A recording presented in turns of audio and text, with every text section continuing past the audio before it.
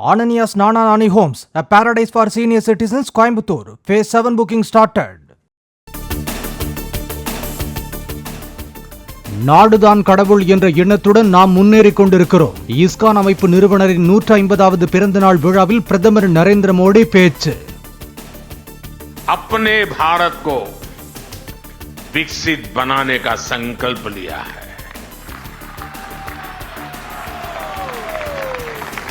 हम राष्ट्र को देव मानकर देव से देश का विजन लेकर आगे बढ़ रहे हैं. 2014ஆம் ஆண்டுக்கு முந்தைய இந்திய பொருளாதார நிலவரம் குறித்து மத்திய அரசு வெள்ளை அறிக்கை தாக்கல்.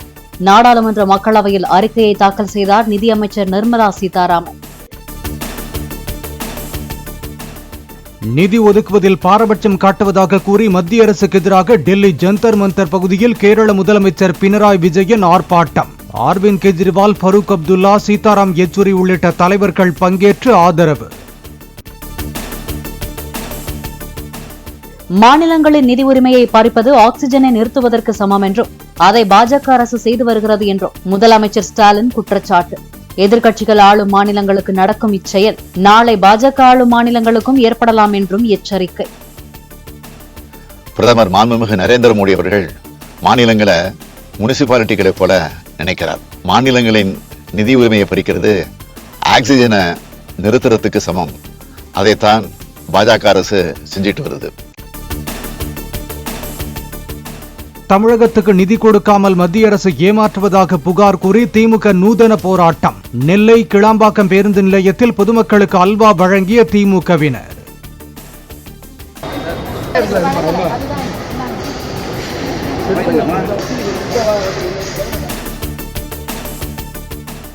சென்னை, பெருந்துறை, தூத்துக்குடியில் செயல்படும் நிறுவனங்களை ஸ்பெயினுக்கு அழைத்துச் சென்று ஒப்பந்தம் போட்டது ஏன்?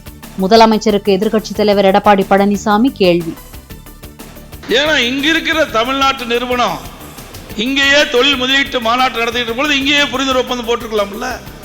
அதை விட்டுட்டு ஸ்பெயின் நாட்டுக்கு சென்று தமிழ்நாட்டில் இருக்கின்ற தொழில் முதலீட்டாளர்களை அழைத்து அங்கே புரிந்துணர்வு ஒப்பந்தம் போடுவதற்கு என்ன காரணம்? இதுதான் பெரும் சந்தேகத்தை ஏற்படுத்துகிறது. 33 மாத திமுக ஆட்சியில் பல்வேறு ஒப்பந்தங்களின் மூலம் 8,65,000 கோடி முதலீடுகள் ஈர்க்கப்பட்டுள்ளதாக தமிழ்நாடு அரசு விளக்கம். ஏறத்தாழ 30 லட்சம் பேருக்கு வேலைவாய்ப்பு கிடைக்கும் சூழ்நிலை உருவாகியுள்ளதாகவும் தகவல். சென்னையில் 13 பிரபல தனியார் பள்ளிகளுக்கு இமெயில் மூலம் வெடிகுண்டு மிரட்டல். சோதனையில் சந்தேகத்திற்கிடமான எந்த பொருட்களும் தென்படவில்லை என போலீசார் தகவல். 13 பள்ளிகளுக்கு விடுக்கப்பட்ட வெடிகுண்டு மிரட்டல் வெறும் புரளிதான் என சென்னை காவல்துறை அறிவிப்பு. பெற்றோர் அச்சப்பட வேண்டாம் என கூடுதல் காவல் ஆணையர் பிரேம் ஆனந்த் சின்ஹா அறிவுறுத்தல். டோட்டல் ஒரு 13 ஸ்கூல்ஸ்ல இதுவரைக்கும் இமெயில் இந்த மாதிரி வந்திருக்கு. அதுல நிறைய ஸ்கூல்ஸ் செக் பண்ணிட்டோம். பிடிடிஎஸ் டீம் வச்சு எந்த விதமான இஷ்யூஸ் இல்லை, அங்கே எதுவுமே இல்லை. இந்த இமெயில் ஒரு புரளி என்னது தெரிய வருகிறது, ஒரு ஹோப்ஸ் மெயில் மாதிரி தெரியுது. தனியார் பள்ளிகளுக்கு வெடிகுண்டு மிரட்டல் விடுத்து இமெயில் அனுப்பிய ஐபி முகவரியை போலீசாரால் இதுவரை கண்டறிய முடியவில்லை என தகவல். ஸ்விஸ் என்-டு-என் என்கிரிப்ட் மின்னஞ்சல் சேவை மூலமாக மிரட்டல் மெயில் வந்துள்ளதாக சந்தேகிக்கப்படுவதால் விசாரணை தீவிரம்.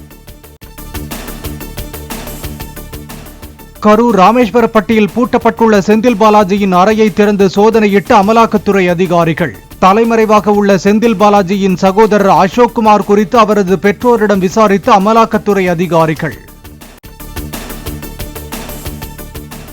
செந்தில் பாலாஜியின் கரூர் வீட்டில் பொருத்தப்பட்டுள்ள சிசிடிவி காட்சிகளை ஆய்வு செய்த அமலாக்கத்துறை அதிகாரிகள் தலைமறைவாக உள்ள அவரது சகோதரர் அசோக்குமார் வீட்டிற்கு வந்து சென்றாரா என்பது குறித்து விசாரித்ததாகவும் தகவல். நாம் தமிழர் கட்சி நிர்வாகிகள் இடும்பாவனம் கார்த்திக், தென்னகம் விஷ்ணு என்ஐஏ அலுவலகத்தில் ஆஜர். சம்மன் அனுப்பப்பட்டதை அடுத்து சென்னை புரசைவாக்கத்தில் உள்ள அலுவலகத்தில் விசாரணைக்கு ஆஜராகினர். நாம் தமிழர் கட்சி நிர்வாகிகளின் வீட்டில் நடந்த என்ஐஏ சோதனையின் போது பறிமுதல் செய்யப்பட்ட 8 செல்போன்கள் மற்றும் ஆவணங்கள் நீதிமன்றத்தில் ஒப்படைப்பு. அழைப்புகளை ஆய்வு செய்ய செல்போன்கள் ஆய்வகத்திற்கு அனுப்பி வைக்கப்பட்டுள்ளதாக தகவல். மக்களவைத் தேர்தலில் யாருடன் கூட்டணி அமைத்தாலும் டார்ச் லைட் சின்னத்தில் போட்டியிடுவது என கமல்ஹாசன் உறுதி. டார்ச் லைட் ஒதுக்கப்படாவிட்டால் தனிச்சின்னத்தில் போட்டியிடவும் பரிசீலனை. பொள்ளாச்சி, கோவை, நீலகிரி மக்களவை தொகுதிகளுக்கு நாம் தமிழர் கட்சி வேட்பாளர்கள் தேர்வு என தகவல். ஏற்கனவே 4 தொகுதிகளுக்கு வேட்பாளர்கள் அறிவிக்கப்பட்டுள்ள நிலையில் அடுத்த கட்ட நடவடிக்கை. புதுச்சேரியில் தடை செய்யப்பட்ட வேதிப்பொருள் கலந்த பஞ்சு மிட்டாய் பறிமுதல் செய்யப்பட்டதன் எதிரொலி. சென்னையில் பஞ்சு மிட்டாய் தயாரிப்பு மற்றும் விற்பனையகங்களில் சோதனை நடத்த உணவு பாதுகாப்புத்துறை முடிவு. திண்டுக்கல் மாவட்டம் பழனி மலையடிவாரத்தில் நீதிமன்ற உத்தரவின்படி ஆக்கிரமிப்புகளை அகற்றும் அதிகாரிகள். மாற்று ஏற்பாடு செய்து தர வலியுறுத்தி அதிகாரிகளிடம் வியாபாரிகள் வாக்குவாதம்.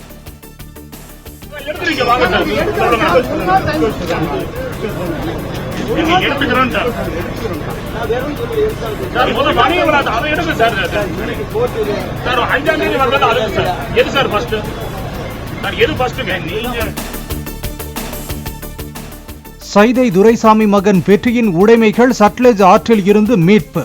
பையில் இருந்த துணிகள் மற்றும் செல்போனை பெற்றோரிடம் ஒப்படைத்த ஹிமாச்சல் போலீசார். வங்கிகளின் குறுகிய கால கடனுக்கான ரெப்போ வட்டி விகிதம் தொடர்ந்து 6வது முறையாக மாற்றமின்றி 6.5%ஆகவே நீடிக்கும். வீட்டுக்கடன், வாகன கடன், வங்கி வைப்பு நிதி மீதான வட்டி விகிதம் ஆகியவற்றில் எவ்வித மாற்றமும் இருக்காது என RBI ஆளுநர் விளக்கம். பனிக்கட்டி மீது படுத்துறங்கும் கரடியின் புகைப்படத்திற்கு மக்கள் தேர்ந்தெடுத்த இந்த ஆண்டின் சிறந்த புகைப்பட விருது. மெத்தை போல அமைந்த பனிக்கட்டி மீது உறங்கிய கரடியை நார்வேயில் படம் பிடித்ததாக பிரிட்டிஷ் வனவிலங்கு புகைப்பட கலைஞர் நிமா சரிகானி பெருமிதம். Ananias Nana Nani Homes, a paradise for senior citizens, Coimbatore. Phase 7 booking started.